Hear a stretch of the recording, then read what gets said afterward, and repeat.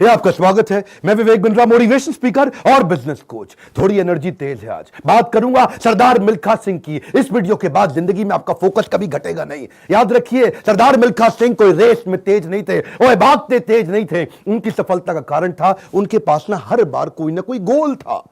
पहली बार सरदार मिल्खा सिंह क्यों जीते? इसलिए नहीं जीते कि भागते तेज थे, इसलिए जीते क्योंकि उनको दूध का गिलास चाहिए था। कोच बोला उनको, ओए फटीग माफ हो जाएगा और एक्स्ट्रा डाइट के लिए बड़ा गिलास दूध का मिलेगा। रेस में भाग नहीं पा रहे थे, पेट में दर्द हो गया, नीचे गिर गए। दोस्त बोला, ओए भागो और दूध मिलेगा। और दूध दूध दूध दूध दूध दूध दूध दूध दूध दिमाग में ना एक क्लियर फोकस आ गया था। ये फोकस बड़ी कमाल की चीज है जी। फटीग छोड़ तरने दूध मिलेगा, दूध। जिधर आपका फोकस है आप वही बन जाते हैं। जहां आप फोकस करते हैं, जैसा focus is your life. Bill Gates बोलते थे, मेरी सफलता का कारण क्या है? मैंने बड़ी कम चीजों पे फोकस किया। और उसके बाद दूसरी बार रेस इसलिए नहीं जीते कि भागने में तेज थे, इसलिए जीते क्योंकि उनको इंडिया की जैकेट पहननी थी। फितूर सवार हो गया दिमाग में, इंडिया की जैकेट पहनूंगा। और जी मैं इंडिया की जैकेट पहनूंगा। चैंपियन मिल्खा सिंह हाजिर हो। थप्पड़ खाया इस चक्कर में, बेइज्जती सही इस चक्कर में। बाद में कई लोगों ने उनको पीटा भी, घपाव में घाव हो गए। सबने मना किया, रेस में मत भाग, लेकिन इंडिया की जैकेट, इंडिया की जैकेट। दिमाग में फितूर सवार हो गया, इंडिया की जैकेट चाहिए। त्रासदी ये नहीं कि आप गोल अचीव नहीं कर पाए, आपसे बात कर रहा हूं। आपकी जिंदगी की त्रासदी ये नहीं है कि आप गोल नहीं अचीव कर पाए। आपकी जिंदगी की त्रासदी तो ये है कि आप कभी गोल ही नहीं बना पाए। सरदार मिल्खा सिंह हर बार जीते थे क्योंकि दिमाग में गोल क्लियर हो गया था। तीसरी बार फिर रेस कब जीते वो जानते हैं? पाकिस्तान में हरा करके आए थे रेस वो। वो क्यों जीते जानते हैं? 45.9 का गोल उनके कोच ने उनको लिख के दे दिया था। उसके बाद ऑस्ट्रेलिया में क्योंकि बेइज्जती करा के आए थे, वहां हार गए थे वो रेस में। उस हार के बाद 45.9 दिमाग में छाप लिया। कोच ने कागज पे लिख के दे दिया एयर इंडिया के 45.9।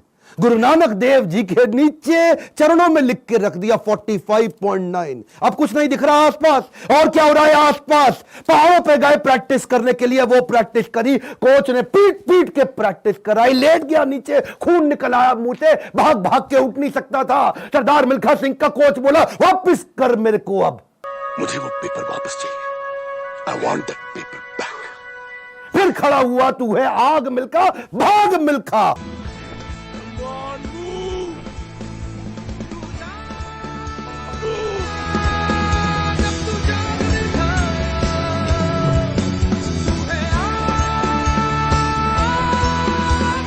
मेरा आपसे क्वेश्चन है, आपका 45.9 क्या है? इस वीडियो को ऐसे नहीं सुनना, लिखो, अभी लिखो। ये आपसे बोल रहा हूं, आपसे। फायदा नहीं, क्यों टाइम वेस्ट कर रहे हो अपना? अगर अपना 45.9 डिसाइड नहीं किया, मेरा अपना डिसाइड हो चुका है, मैं कर चुका हूं। आपसे पूछ रहा हूं, कैसे अरुणिमा सिन्हा माउंट एवरेस्ट पार कर गई? 8848 की हाइट उसको पार करनी थी। इसका 45.9 सेकंड क्लियर था। आपका गोल क्या है? हर बार वो रेस ऐसे ही जीता। पाकिस्तान में भी जब रेस हरा के आया ना, तो उसके मन में लक्ष्य था कि मेरे नाम पे एक दिन देश में छुट्टी होनी चाहिए। अपनी गर्लफ्रेंड को प्रॉमिस किया था उसने। तू देखना बीरो, एक दिन तेरे मिल्खा के नाम पे भी छुट्टी होगी। वो गोल क्लियर हो गया ना दिमाग में, है जी। पाकिस्तान में जाकर के हरा करके, और ऐसा हराया, फ्लाइंग सिख का नाम पड़ा उसका। अब मिल्खा सिंह का दूसरा लेसन पकड़ते हैं, आइडेंटिफिकेशन ऑफ डिस्ट्रैक्शन। ऑस्ट्रेलिया में प्री क्वालिफाइंग रेस में हार गया था। जानते हैं क्यों? क्योंकि ऑस्ट्रेलिया पहली बार गया था, गोरी गोरी मेमे देखी थी, डिस्ट्रैक्शन हो गया। उसको शाम को पार्टी में ले गए और वहां पे गाना गाने लगे, वुलमुल वुलमुल वॉन्डर, वुलमुल वुलमुल ओए।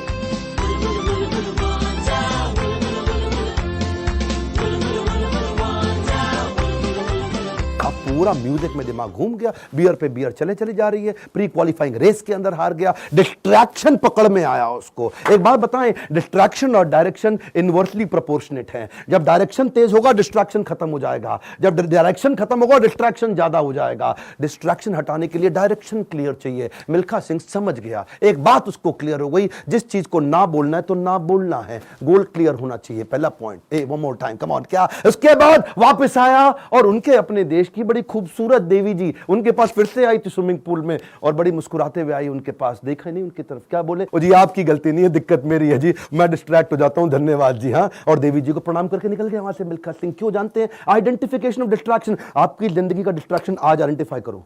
इस वीडियो को देख के टाइम वेस्ट नहीं करना, लिखना है। लिखिए, कम ऑन, आपसे बोल रहा हूं, आज लिख लो डिस्ट्रैक्शन क्या है। आज बड़ा डिसीजन लेना है आपको। अपने नो सोशल मीडिया रिचुअल्स बना लो।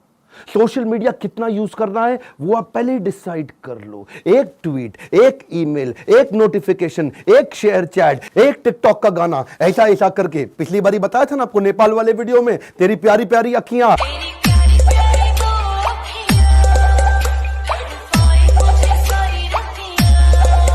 उसी चक्कर में कई घंटों निकल गए, हाथ से पूरा टाइम छीन करके ले जाएगा आपका वो डिस्ट्रैक्शन। इस डिस्ट्रैक्शन को आइडेंटिफाई करो, अपने आप को डिसिप्लिन बिल्ड करने के लिए नियम बना लो, कुछ नियम बना लो। सोशल मीडिया दिन में केवल 15 मिनट, शाम को 8 बजे के बाद मोबाइल कभी छूंगा ही नहीं, सुबह 9 बजे से पहले केवल अपने ऊपर काम करूंगा, अपने आप को ट्रेन करूंगा, मोबाइल को टच भी नहीं करने वाला। आप मोबाइल को लेकर के डीएनडी लगा दो, डू नॉट डिस्टर्ब लगा दो, एयरप्लेन मोड का डिसिप्लिन ले आओ, एयरप्लेन मोड को प्रैक्टिस करो। दिन में कोशिश करो 24 में से 16 घंटे एयरप्लेन मोड। अगर इस प्रकार की प्रैक्टिस बिल्ड कर ली, आ जाएगा कम समाधि का फोकस। आज मिल्खा सिंह ने यही किया, डिस्ट्रैक्शन आइडेंटिफाई किए, किसी को डिस्ट्रैक्ट नहीं करने दिया। फाइनल रेस से पहले पाकिस्तान में सामने वाले का कोच बोला, मिल्खा सिंह तुम्हारी आखिरी रेस साबित हो सकती है। क्या बोला मिल्खा सिंह? दौड़ूंगा भी वैसे ही। मिल्खा सिंह, ये आपकी जिंदगी की आखिरी रेस साबित हो सकती है। दौड़ूंगा भी वैसे ही। बिल्कुल डिस्ट्रैक्ट नहीं हुआ। उन्होंने इसको कई बार डिस्करेज किया, डिस्ट्रैक्ट नहीं हुआ। अब ना लड़कियों से डिस्ट्रैक्ट हुआ, ना ओपोनेंट से डिस्ट्रैक्ट हुआ, भयंकर फोकस, जीत गया। तीसरा रूल मिल्खा सिंह का, रेज योर स्टैंडर्ड। ए कम ऑन, क्या तीसरा लेसन? Raise your standard. पहले मिल्खा सिंह जब रेस के लिए भागता था, बनियान निचोड़ता था मग्गे में, बाद में बनियान निचोड़ने लगा बाल्टी में। इतना पसीना निकाल दूंगा कि बाल्टी में निचोड़ूंगा। बदल दिया जी, मग्गे से पहुंच गया बाल्टी। Raise your standard. आप आज जो भी कर रहे हैं, come on, keep improving yourself. Prove नहीं करना है, इंप्रूव करना है, कंटिन्यूअस इंप्रूवमेंट। कम ऑन, क्या continuous improvement? Regular practice, solid discipline. कोई भी लक्ष्य इंसान के प्रयासों से बड़ा नहीं है।